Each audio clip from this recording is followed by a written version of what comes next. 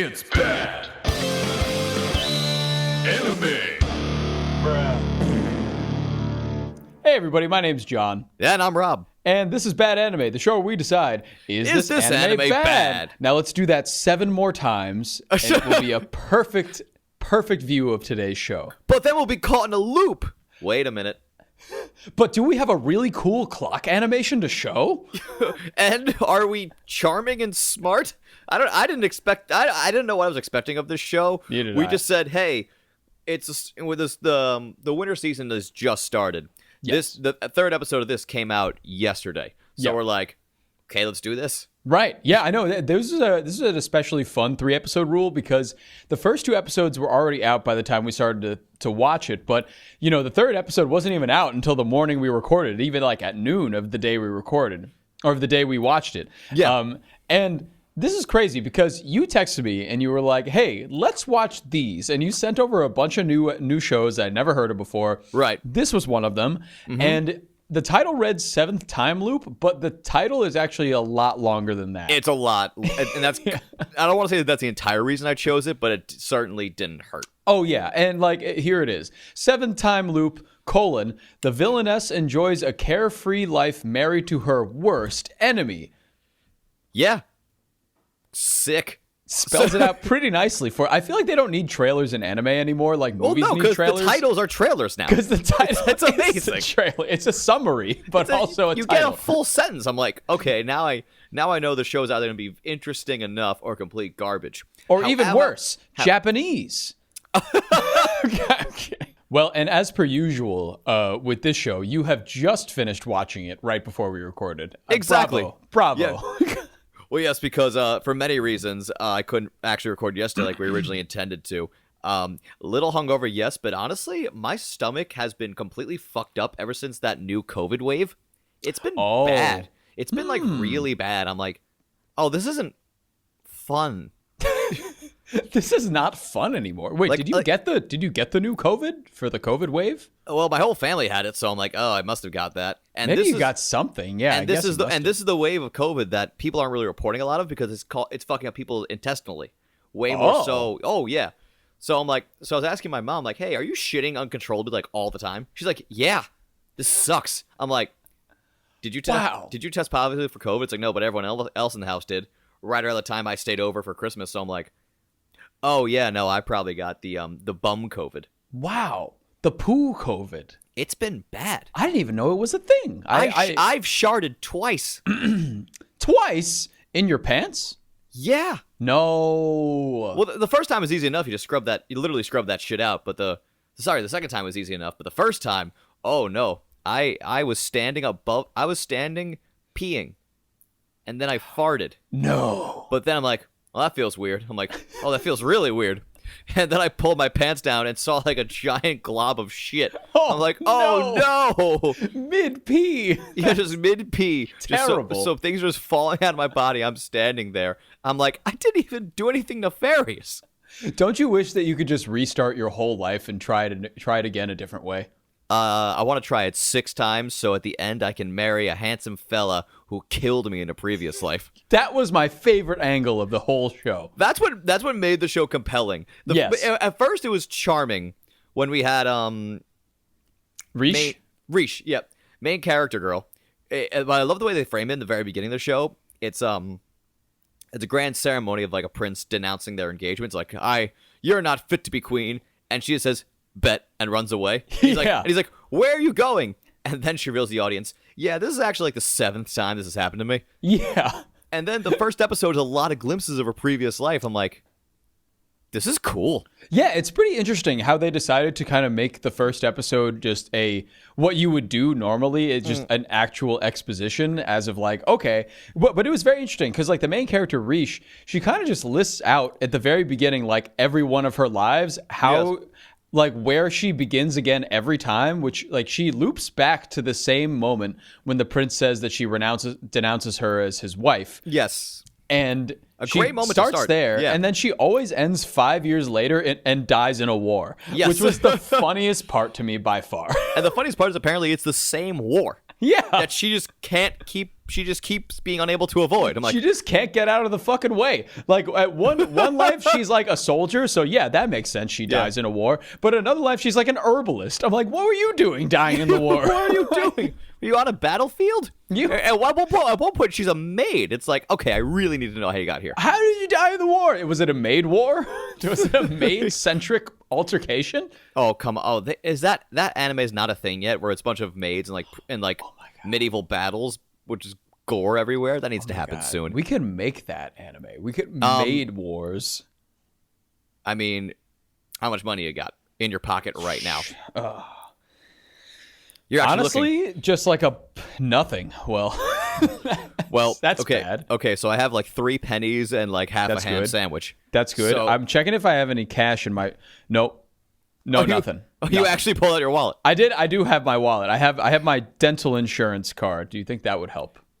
If we smile enough at the right person while a ropey strand of cum is sliding off our teeth, then they'll say, all right, take all this money and don't talk about this. But we just talked about it. So now we need to flee the country. I don't know how much longer this podcast is going on.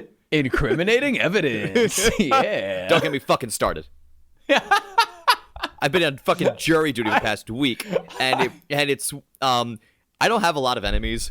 But for the enemies I eventually have in my adult life, even if I wished death upon them, I wouldn't wish jury duty. Oh, my God. I can't say too much because we're still at this moment we're still deliberating, but not literally right now. That would be fucking hysterical if I just stepped out. Hey guys, let me step out for a second. I gotta talk about like anime boobies for like a little bit. I'll be right back though. I gotta talk about this season's hot pink-haired anime waifu, and then everyone look at the room. It's like, we don't know anything you said, sir. And then one dude in the corner like, oh yeah, nice. I've seen that.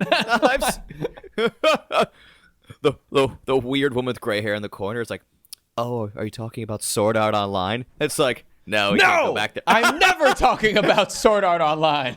Oh, Bouncy, now you've tempted me. There are like multiple seasons of that. Oh, no, we can't do it again. We really can't do it again. But why not? Yeah, we should. We'll do it. That was the quickest turnaround. If only the deliberations had been that fucking easy. And then I hope. Maybe I wouldn't be the stress-ridden monster who's gotten physically unwell from this shit. Well, I hope this show has kind of helped your stress levels a little bit because actually, yeah, it did. Yeah. I'm not even gonna be snarky or lie. Because this was pleasant and fun. And let's get back to the main angle here. So the first episode, she's giving us a recap and then busting out of the castle. She's like, yeah, I don't know what I'm gonna do this time. I'm going to figure that out as I go. And then she bumps into Arnold Hein. And she calls him Emperor Hein at first because in all their previous lives, he takes over his father's kingdom and starts the big war. That always kills her. Yes. And he's like, I'm just Prince Hein. What?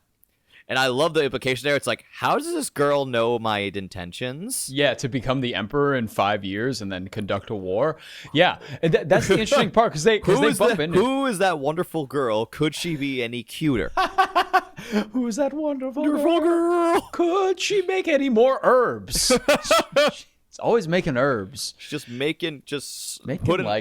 putting herbs in a rolling paper and then smoking them. And then saying a bunch of words I can't say because I'm, Anyway. Yes, but as she prepares her marijuana cigarettes, not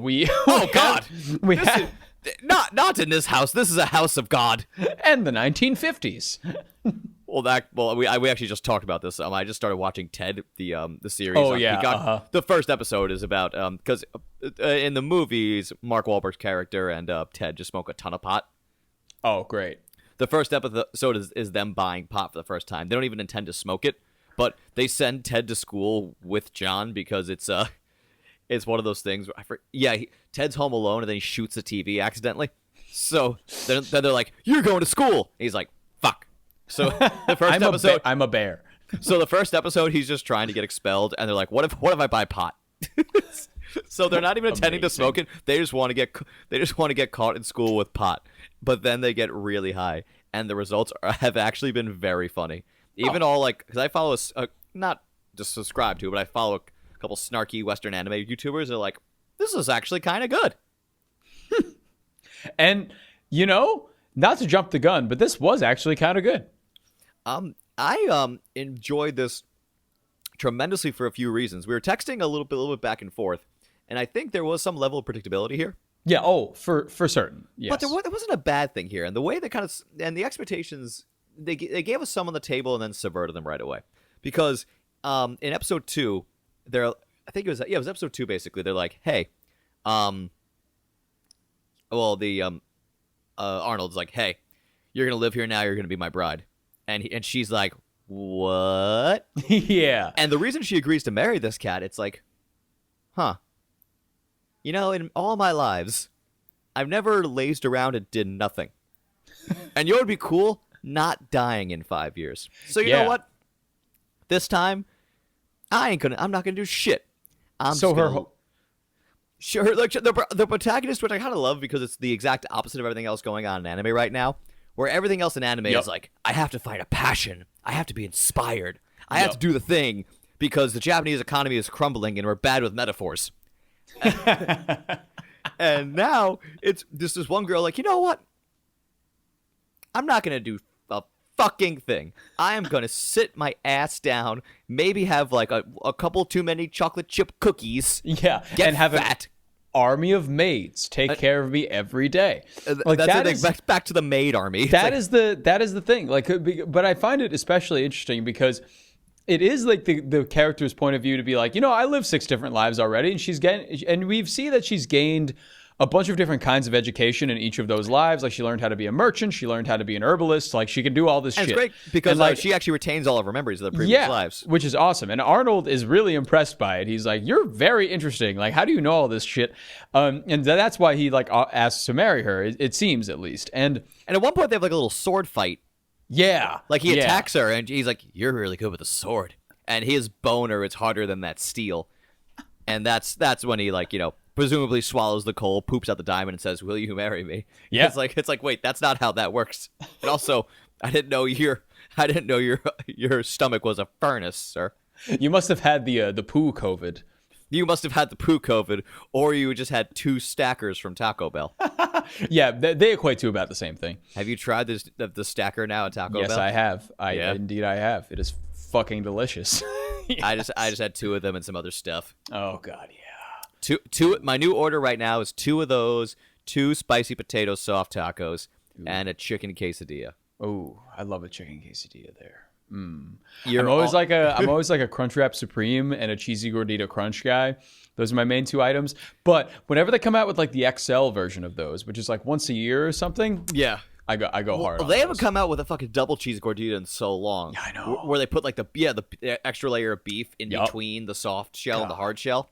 That was the best version by a mile and a half. Oh my God, so much better. And they don't do it. They don't do it anymore. Yep. Because they hate me, or they're like, no, this kid's gonna die, and he's fat. And I'd say, you're just mean now. Well, there's no reason I'm for any giving of this. you money. But I'm paying for this. Right. Spit in my mouth and give me food. Exactly. Daddy, father. But yeah, buddy daddies. Arnold. I was clicking through like the Crunchyroll Anime Awards, and I saw buddy daddies in a category or 2. I'm like, they got nominated for something? For something, yeah. Huh. Apparently the English dub actor for Tomo-chan is a Girl also got nominated for something. Wow. Yeah, so the best dub actor or actress, I think it's both all spectrum and genders included here. I'm assuming she got nominated for her performance as Tomo, and it was the English dub. I'm like, well, I didn't listen to the English dub, so I don't know. Are we both on the pulse of anime trends worldwide? That sucks. It's quite possible we are, and it's a scary thought. Scary. Yeah, we've seen a lot of things. We just look at shows and go, this one. Yeah. Exactly. Wait, speaking of shows that we go, right. So another thing that I wanted to bring up about this is that when they bump into each other, right? It's funny because she decides to live with him because she wants to be lazy, right? Right. But also another motive is like, and also maybe if I'm with him, I won't die in the war that he starts in 5 years. Or maybe there's even a hint at maybe if I'm with him, maybe he won't start that war in 5 years, and maybe I can prevent that from happening. Because he's a bad boy and I can change him. Exactly how every good relationship begins. Yeah, fundamentally wanting to change the person you're with. God, that's like healthy and constructive. So healthy. And really, really fun for everybody involved. Everyone involved, because all you get to do is fucking hear about it. Yeah.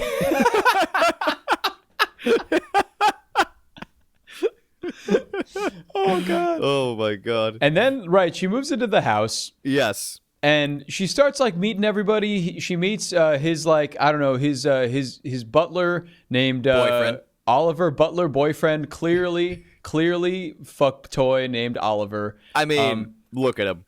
Clearly. And But like, look at him. yeah. Oh. But so she meets him. She meets a couple people around the castle, and she also like starts being like a maid. Well, yeah, sometimes. because she has all the skills from a previous maid life, and she was like, yeah, but then I died in a war. It's like, how did you die in the war from being a maid? Was it a high-ranking noble? And if that case, why'd you pick a high-ranking noble? Why did the maid? But either way, so she's maiding, right? She's Maids are gonna maid. doing her mating call to the other maids, and they are working together. Towels and linens. Let's molest the kid from Redo of Healer. Oh my God. Let's molest the kid from also Miss Kobayashi's Dragon Maid. Like, oh yeah, wow. Okay, they like to make maids touchy, don't they? noticing a pattern here. But yeah, she starts like doing stuff with the maid. She realizes a bunch of maids are bullying this other maid, so she helps this one maid. And all these maids, it's a very key factor right now that this is a nice like C plot in this whole show, that like there are a couple like really mean maids that are like, who's that new girl? I've never seen her anywhere. Meh. And then they're really like mean and shit to all the other maids. And then eventually, I have a lot of experience as a maid. It's like, yeah, and it looks like you're never getting out of this field, man. Yeah. And then in the third episode, there's like the scene where Rish comes down and Oliver's like, Rish, it's time to pick your maids for your villa. And Rish comes down and she looks at all the maids, and like the really like mean maid is like, what? Yeah, because the entire time Rish was helping them and no one knew who she was. And then it turns out she's the princess. And yeah, the main maid is like, oh, pink hair, titties, and nipples. I knew you were a waifu protagonist. I should have known by the pink hair. Should have known. But yeah, she comes down and she's like, I want my maids to be these maids, not you. And then the one with the red hair, the really mean one, really is distraught. like, I'm so sorry for everything I've done, and I really apologize. And then Rish is like, oh, well, that's good, because I want you to actually be the maid educator, because you can read and write, and none of them can read or write. So you're going to teach them all how to read and write. And she was like, yay. I mean, it shows how sweet the character is. I just wish there was, I don't know. I got like mean girl revenge blue balls on that one. I'm like, oh, why is this wholesome?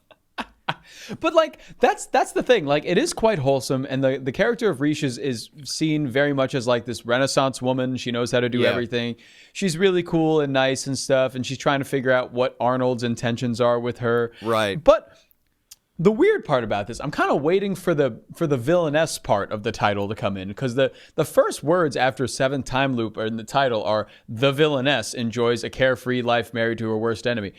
She's not much of a villainess at all. She's actually quite a hero. Maybe just because she's going to be married to like this world's version of like Darth Vader. Yeah, I was good call. I was going to say worse real world figures. Yeah. So like, I don't know what the whole concept of her being a villainess is in the title, because she's clearly just very nice and cool. I mean, is she going to be like the hot one who Joffrey married in Thrones that everyone loves? Oh, is it Sansa? No. After Sansa, it was Natalie Dormer plays her. Her entire family gets murdered. Oh, in like the wildfire thingy. I think what? she marries two Baratheons. I think she marries Joffrey and Oh, yes. I forgot her name, but yes, I know who you're talking about. but maybe is she gonna have that role in this? That's like is Reese gonna have the same character that whoever that Natalie Dormer girl was Yeah. in Thrones, where while you have the stern asshole leading the country, you have the queen that everyone adores. That is very like wonderful and lovely and like yeah. She was talking. They actually had a few scenes between the two of them speaking. Yeah. And she was like, "Wow, look at this beautiful city. I've never been to Galkine before." And Yeah. he's like, "Yeah, it's whatever." And she's like, "No, like there's a marketplace over there. Isn't that wonderful?" And he's like, "Whatever. It's a market. I don't know." Well, the thing is actually, because cool, they revealed it here that one of her goals among all of her lives is travel to every country in the world. Yes. And this was the only one she never got to because of, the war started there. War. Yes, but now So- she's there. So now she's there, like, I don't know, she wants to go to the market and, like, sing and dance. And then Cuckoo is going to try to get her to form an idol group. And then they're going to meet some other ones. Oh, wait, damn it. That's Love Live Superstar. If this turns It's the into Love same Live thing. Superstar, I will give you $500. Sweet. I'll take that. And if it doesn't happen, and if it doesn't turn into Love Live Superstar, I'll fart really loudly. You know, that's a good bet. I'll take that one as That's a well. good bet. I will take that bet. Just call someone and be like, and then put my phone towards my butt and then fart, but then I'll accidentally shart because of stomach COVID and probably because I'm about to turn 30. Next thing you know, it's like, oh no, I've got dookie butt. And it's all over my phone. Oh no, No. I better put this. I better go put it in the washing machine seven times. 7 loops. Loops in the washing machine. You know, Here I we go. also want to, as we kind of wind down to the events of the plot, I do want to mention a few things, right? Yeah. The last thing of the plot, right, is she arranges to meet the merchant guy that she met in her first life. Yeah. And he's the guy that like taught her how to be a merchant, was like really cool, and she lived a very successful life as a merchant for 5 years. So Right. he's going to meet her. We don't know her intentions yet and what she's going to do with him. Exactly. But that's kind of the cliffhanger here. I also do want to mention a few other things. There will never be an anime that will not, at some point, have everybody coming in within the first or second episode to a big city, and somebody will go, "Wow, so that's the capital city." Oh my god. Oh my god! Well, the thing is, that's every like- anime ever. Well, that's the thing. That crosses so many different anime genres and spectrums. Yes. It's like, wow, a city. Yeah. I've never seen a city. And then, But like the was it line a is always like, "So this is the royal capital." Like it's I'm filling in the audience and telling them what this capital is. You're welcome, viewer. Did you appreciate this hand holding? I'm glad I could hold it. Why are they so sweaty? That was actually one of the, I'll go back to Ted real quick, then stop. They talked to the hottest girl in school, the hottest girl in school's sister because she has pot. And at one point, the character John, who was like Mark Wahlberg's equivalent, right. yeah, so the high school version of it played by some other kid who does pretty well. He shakes her hand, and she's like, "Oh, I hope you just wash your hands." And he's like, "Haha, yeah, I did. I had diarrhea, but that was a while ago, though." That was a while ago. Just completely striking out, and the beer's like, "Oh, for the love of God, hi, I'm Ted." You ever been to Memphis? Yep, yeah, I've ever been to Memphis. Oh yeah. No, but like I think I think tuna's like pretty cool. You ever browse Crunchyroll for animes to talk about on your podcast? Me neither. I'm John. That's Rob. I think we're done here. Yeah. What'd you think? Give me the final thoughts. Oh my goodness. Final thoughts. Very pleasant surprise. And originally I was expecting more of an isekai when I saw Seventh Loop because I'm just like, I thought she was gonna go through a bunch of different worlds. I thought so too. But I really appreciate the fact it wasn't an isekai. It was like the girl in the same fantasy world going through her life over and over again. Mm-hmm. So that was a cool spin. I really fucking enjoyed this thing. The only negative I really have is that episode 3 got a little boring at some points. Sure. There was cool moments in there. Like one we didn't even get to was when the two of them danced. Oh yeah, the ball. And she's thinking about all her past lives and stuff. And then Arnold goes to her. You were thinking about another man, weren't you? I'm like, oh, the context is a little bit different here. Yeah. That would be powerful and engaging. It was still a cool moment here, but not the same as like if they were doing the icky. Yeah, and which they totally didn't, because when the first episode that they met, she was like, only a few rules, and one of them is don't touch me ever. Yeah. And he was like, yeah, whatever, I'm fully devoted to you as my wife. And I'm like, wow, what a dude. Again, she's a conservative girl, but I can change her. or she's just a really fan of Sana, Momo, and Mina from Twice, because they released that song like where you can't touch me and shit. I don't know. Yeah, but I thought it was really good. I really enjoyed it. I enjoyed it a lot more than I thought I would, definitely. And it actually, the animation was nice. It kind of gave me some hope for narratives in the future, because it kind of took that like Russian doll / Happy Death Day idea, but instead of reliving a day, she relives an entire like section of her life. Yeah, which is really cool, which is very fascinating, and it makes you think like, will they ever get to the mystery of like why this is happening? Because she doesn't seem so concerned about that nowadays. No, I would love it if it actually if it actually smacks her in the face at one point and she learns like, oh, the next time you die, that's it. Yeah. So I see a lot of narrative potential here. A lot of other 3 episodes rules we cover, and we don't continue, whereas we don't see where the story can go from here. Right. Or in the case of Rent a Girlfriend, where it's like, what the fuck? If season 3 ends like the way the rest of it did, we're not watching it ever again. Doing it again, right. But for this one, to your point, I see a lot of potential here for cool narrative ideals and struggles. And here's the thing. 3-episode rules, sometimes I continue to show, sometimes I don't. Right. I'm actually going to try this new thing now where on Sundays, like one Sunday a month or every other Sunday, I haven't decided yet. Because, like, for the past couple of Sundays, like I said, I had to completely change my schedule around for fucking jury duty. Oh, yeah. Yesterday I was feeling a little unwell, so that added to the fact. But the Sunday before that, I was completely fine. But a similar thing. I had no caffeine, spent a lot of day in bed, no whatever the fuck, tried to be as a healthy boy as possible. And I also cut out social media during that time. Oh, cool. That's the time for me in particular, I am going somewhere with this, to actually sit down and watch a lot of a show at once. It's super healing and therapeutic. So on any given Sunday, pun, movie with Al Pacino. Hey. It was fine. So are you in or out? That's what I'm saying. I could totally see myself in, and I might, who knows, watch it in the near future. I think it comes out on Sundays, so I'm like, oh, yeah, it could work. I think I'm also tentatively in, because it presented enough, and you made a good point with saying that there's multiple paths this could take, and it's nice that you're not left being like, oh well, yeah, I guess I'll just tune in next week for the same fucking thing. But it's nice same that it bat has time, same bat channel. But this bat show has some legs, right? Has some wings, should I say? And it can like.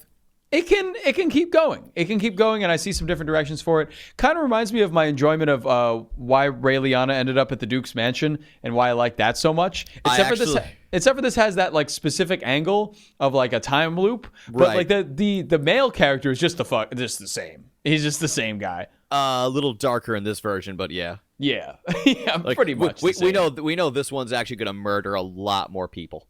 Oh, definitely. And also there was no swords in Ray Liotta, from what I remember. Yeah, no, there wasn't much fighting. Like, this one's got a little more edge to it, so. I see what you did there. Yeah, on this day. It's so real to me. It's still real to me. Thanks, guys. See ya. It's bad. That's right, everybody. The fun is over today. Thanks so much for clicking on the episode, but the fun does not have to stop here. You can hit us up anywhere that you can find us on Instagram or TikTok at badanimepod, or you can even email us to get in touch with us directly at badanimepod@gmail.com if you got any opinions or you just want to send some hate mail or love mail. We'll take both. We don't care. Thanks so much for listening, everybody, and have a great day. Simple Equations Podcast Network.